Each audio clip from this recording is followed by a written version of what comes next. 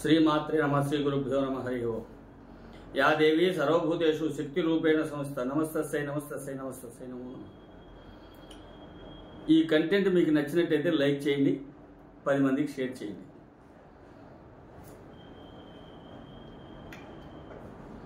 ఏడుకొండలవాడ వెంకటరమణ గోవింద గోవింద. ఇది ప్రతి ఇంట్లో నిత్యం నామస్మరణగా ఉంటుంది.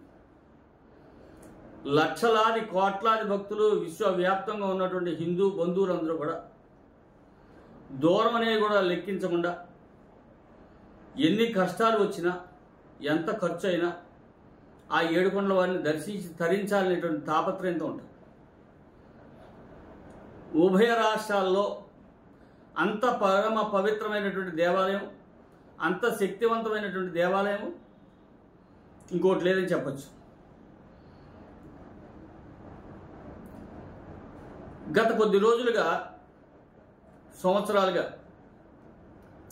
తిరుమల తిరుపతి దేవస్థానంలో, పెద్ద తిరుపతిలో స్వామివారి కైంకర్యాల్లో కానీ, అన్న సమారాధన కార్యక్రమంలో కానీ, కళ్యాణ కట్టలో కానీ, అన్ని చోట్ల కూడా, కోర్టులో కానీ అన్ని చోట్ల కూడా అవినీతిమయమైపోయింది అని చెప్పి మనం వింటున్నాం. విఐపి టికెట్లు వేల సంఖ్యలో అమ్మేసుకుంటున్నారని కూడా విన్నాం. ఇది చాలా బాధాకరమైనటువంటి విషయం. అయితే నిద్రపోతున్న వాడిని లేపచ్చు, కానీ నటిస్తున్నటువంటి వాడిని మాత్రం లేపలేం అనేది ఒక నానుడి. ఇవాళ హిందూ సమాజం ఆ స్థితిలోనే ఉంది. ఇంత జరుగుతున్నా హిందూ సమాజంలో శల్లం మాత్రం లేదు. ప్రతివాడు ప్రతి సంవత్సరానికి 4 సార్లు 5 సార్లు వెంకటేశ్వర స్వామి గుడికి వెళ్తారు. అక్కడ ఏం జరుగుతుందో ఎవరికి అవసరం లేదు. వెళ్ళాం, స్వామివారిని దర్శించుకున్నాం, వచ్చాం. ఈ మధ్య రీసెంట్గా ఒక వార్త కూడా బయటకు వచ్చింది. శ్రీ బాలాజీ క్యాంటీన్ అనేది పేరు, కానీ అది నడుపుతున్న కొద్దిమంది ముస్లిమ్స్. అసలు అక్కడ వాళ్ళకి ప్రవేశం ఎట్లా వచ్చింది? ఏ చర్చి దగ్గరైనా, మసీద్ దగ్గరైనా హిందువులు దుకాణాలు పెట్టడం కానీ, హోటల్ కట్టడం కానీ ఎక్కడైనా చూసారా? మరి హిందూ దేవాలయాలు ఎందుకు వస్తుంది ఆ పరిస్థితి? అంటే మన రాజకీయ నాయకుల యొక్క ప్రతిభా పాఠవాలని చెప్పచ్చు.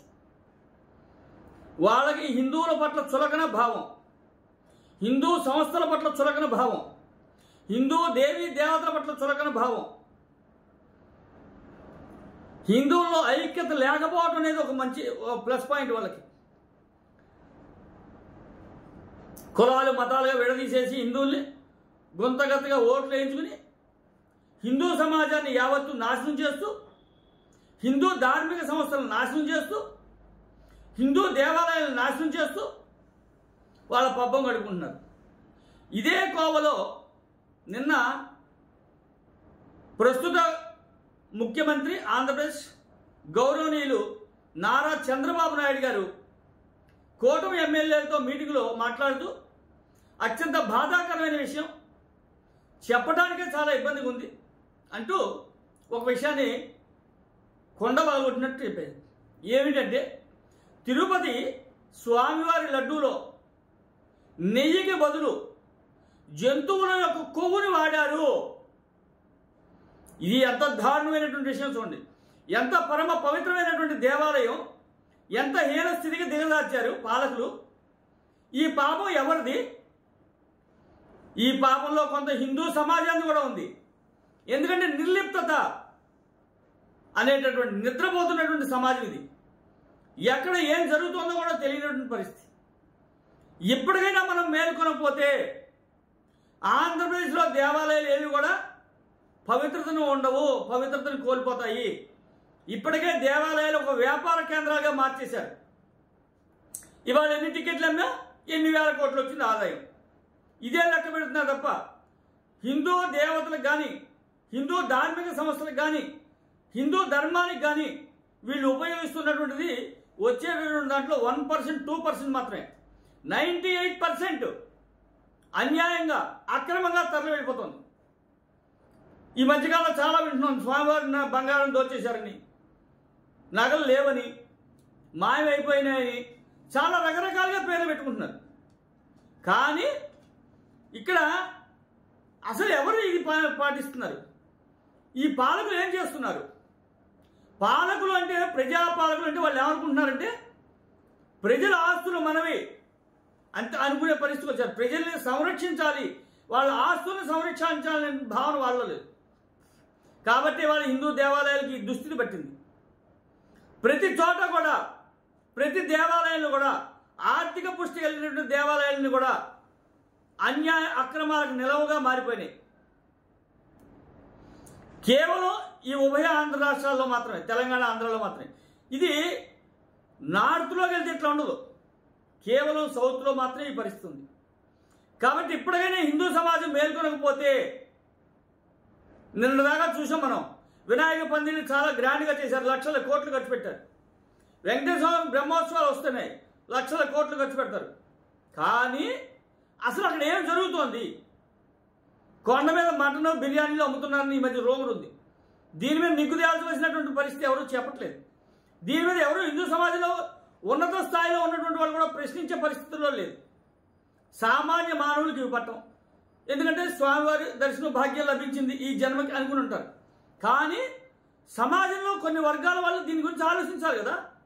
అది కూడా ఆలోచించలేని రోజున ఈ దేవాలయాలు ఏమవుతాయి? అసలు ఇది తలుచుకుంటే ఒక 5-6 సంవత్సరాల తర్వాత మనం వెంకటేశ్వర స్వామి గుడికి వెళ్ళగలుగుతామా? అసలు అక్కడ వెంకటేశ్వర స్వామి గుడి ఉంటుందా? ఒకప్పుడు వెంకటేశ్వర స్వామి గుడి చుట్టూ చర్చిలు కానీ ఏమీ లేవు. కానీ వాళ్ళ తిరుమల తిరుపతి చుట్టూ ఎన్ని చర్చిలు ఉన్నాయో ఒకసారి లెక్కితే తెలుస్తుంది. ఎటు పోతుంది అసలు హిందూ సమాజం? హిందూ సమాజం కనుక ఈ విధమైన స్థితిలో ఉంటే అత్యంత దారుణమైనటువంటి పరిస్థితులు ఎదుర్కోవాల్సి వస్తుంది హిందూ సమాజం. అందుకే హిందూ దేవాలయాల్లో ఇతర మతస్థులు ఉండకూడదు అనేది కూడా అదే కారణం. ఇతర మతస్థులకు అధికారం ఉండకూడదు అనేది కారణం అదే. ఆధ్యాత్మిక చింతన కలిగి దైవభక్తి కలిగినటువంటి వాళ్ళు మాత్రమే హిందూ దేవాలయాల్లో, హిందూ దేవాలయ కమిటీల్లో ఉండాలి, అధికారిక హోదాల్లో ఉండాలి. ఇదే నినాదం మనంతా కూడా ప్రభుత్వాల మధ్య తీసుకెళ్ళాలి. ఈ ప్రభుత్వాలని మనం ఖచ్చితంగా నిర్దేశంతో ముందుకు తీసుకెళ్ళకపోతే హిందూ దేవాలయాలన్నీ కూడా అన్యాక్రాంతం అయిపోతాయి. తస్మాత్ జాగ్రత్త జాగ్రత్త. ఓ హిందూ మేలుకో. హరి ఓం తత్సత్. జై శ్రీరామ్, జై హింద్. తిరుమల లడ్డు కూడా నాసి రకం. నాకైతే ఆశ్చర్యం వేస్తుంది. ఎన్ని కంప్లైంట్ చేసినా కడాన వెంకటేశ్వర స్వామి పవిత్రతను దెబ్బతీశారు. ఎన్నోసార్లు చెప్పాం. అక్కడ ఎంత దుర్మార్గంగా ప్రయత్నం చేశారంటే అంత దుర్మార్గంగా ప్రవర్తించారు.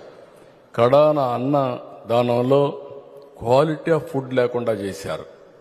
దేవుని దగ్గర పెట్టే ప్రసాదం అపవిత్రం చేసే విధంగా ఓసారి బాధేస్తుంది. నాసి రకమైన ఇంగ్రీడియంట్సే కాకుండా ఎనిమల్ ఫ్యాట్ కూడా వాడారని. ఏది గీకు బదులు ఈరోజు స్వచ్ఛమైన గీ తెమన్నాం, ప్రక్షాళన చేయమన్నాం. నాణ్యత పెరిగింది, ఇంకా కూడా నాణ్యత పెంచుతాం. అల్టిమేట్గా వెంకటేశ్వర స్వామి మన రాష్ట్రంలో ఉండడం మనందరి అదృష్టం. ప్రపంచం అంతా మన దగ్గరికి వచ్చే పరిస్థితికి వచ్చారు.